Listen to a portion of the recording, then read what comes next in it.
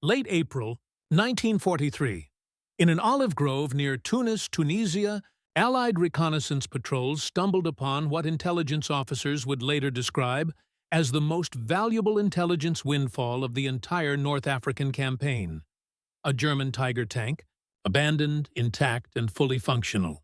The massive machine, Tiger 7-12, sat silent among the gnarled olive trees, its 88mm gun pointed uselessly toward the horizon. The German crew had fled without destroying it.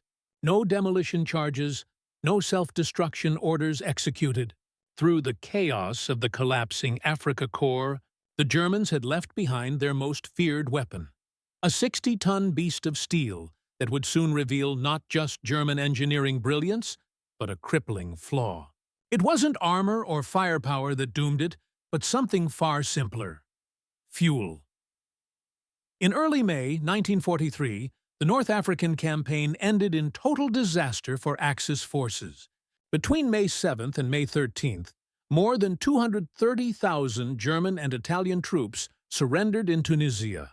The once mighty Afrika Korps ceased to exist as a fighting force. Among the surrendering formations were the remnants of Heavy Panzer Battalion 501, the unit that had brought the Tiger tank to Africa. Their story had begun 6 months earlier. The first Tigers had arrived in Tunisia in November 1942. 3 of them, from Heavy Panzer Battalion 501, disembarked at Tunis on November 4th, 23rd, marking the combat debut of German heavy tanks in North Africa. Over the following months, more Tigers arrived, bringing the battalion's operational strength to around 20 tanks. Their reputation preceded them. On the Eastern Front, Soviet reports described a new monster that could destroy T-34s from over 2 kilometers away. Mounting the fearsome 88mm gun derived from Germany's deadly anti-aircraft weapon, the Tiger could pierce any Allied tank armor before they even got close enough to return fire. By February 1943, Allied intelligence began receiving reports about these so-called super tanks. Descriptions from British sources spoke of a machine weighing over 55 tons, with armor 100 millimeters thick, capable of killing Allied tanks at distances beyond 2 kilometers. Many American tankers dismissed the claims as exaggerated. They were wrong.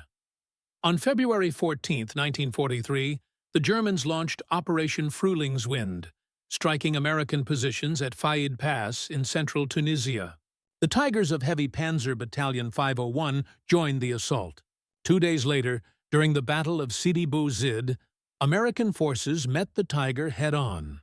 52 Sherman tanks counterattacked, and 46 were destroyed or disabled.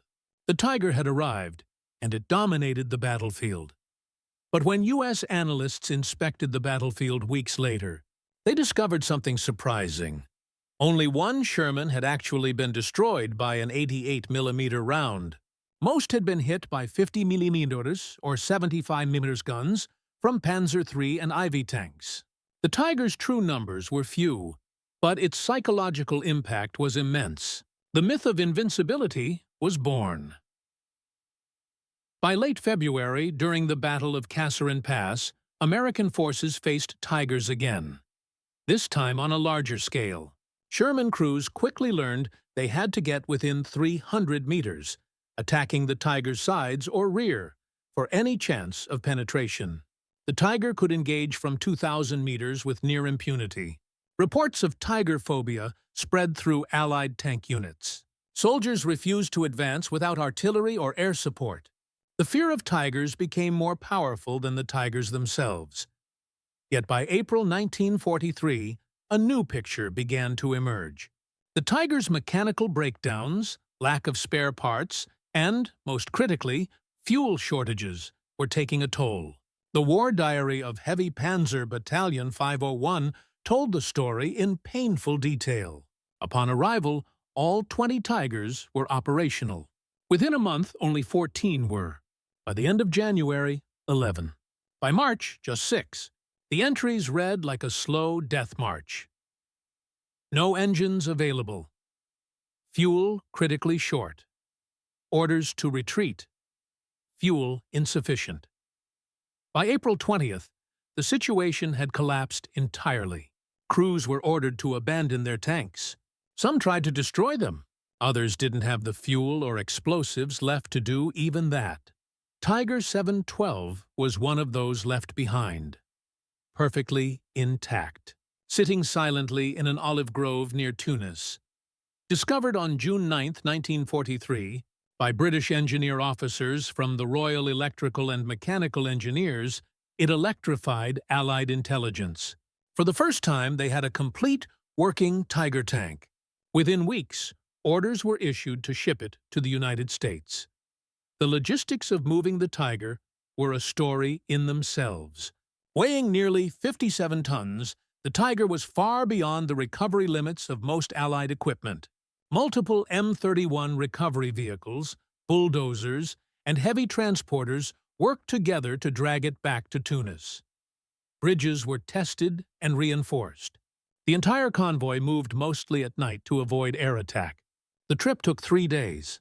At port, heavy cranes capable of lifting 70 tons loaded the Tiger onto the Liberty ship SS Samuel P. Bush for its Atlantic crossing. It arrived in Virginia by early July 1943, then traveled by rail to the U.S. Army's Aberdeen Proving Ground in Maryland. At Aberdeen, engineers and intelligence officers had been waiting for this moment.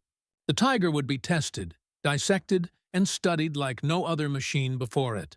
Under Brigadier General Gladian M. Barnes, teams of ordnance engineers ran 6 months of intensive trials, covering every system from armor and firepower to mechanical reliability and, most importantly, fuel consumption. Initial impressions were awe. The Tiger's armor was formidable, 100 millimeters thick on the front hull and turret, with a gun mantlet reaching up to 200 millimeters. Its 80mm cannon could punch through any Allied tank at over 2 kilometers. The interleaved suspension and torsion bar system gave it superb stability. But then came the shock: fuel consumption. The Tiger carried 532 liters, about 140 U.S. gallons, of gasoline. On paper, that gave it a maximum range of roughly 120 miles on roads. Tests confirmed it: 1.2 gallons per mile on smooth ground. But when the tank left the pavement, its range collapsed. On rough terrain, it burned 4 gallons per mile. In simulated combat, with rapid acceleration, turret use, and idling, over 6 gallons per mile. In practical terms, the Tiger could only move 20 to 30 miles in battle before running dry. Aberdeen's engineers calculated the logistics nightmare. A single Tiger in daily combat required between 1,500 and 2,000 gallons of fuel per week. A full battalion of 20 would consume up to 40,000 gallons, nearly the same as an entire American Sherman battalion of 53 tanks. Germany, already suffering from fuel shortages, simply couldn't sustain it. These findings changed Allied doctrine. By late 1943, U.S. and British commands distributed tactical advisories. Don't engage Tigers directly. Make them move. Every mile they traveled burned precious fuel. Every forced reposition weakened them. An immobilized Tiger, the memo read, is no longer a Tiger. Training films taught crews to exploit mobility and logistics, not firepower. As 1944 unfolded, the theory proved true. In Normandy, Allied reconnaissance found dozens of abandoned Tigers and Panthers, undamaged but out of fuel. During the Battle of the Bulge, German panzer units literally ran out of gas mid-offensive. Kampfgruppe Peiper, the spearhead of the 6th Panzer Army, halted after just 60 kilometers. The tanks sat helpless in Belgian forests, abandoned or destroyed by their own crews. Captured records after the war confirmed the full scale of the crisis. A single Tiger consumed 300,000 gallons of fuel over its service life, enough to power 18 Panzer IVs. German engineers like Erwin Aders of Henschel later admitted they had warned of this issue, but military leaders ignored it, believing the Tiger's sheer power would deliver victory before fuel became a problem. It didn't. By 1945, even Hitler's generals knew the truth.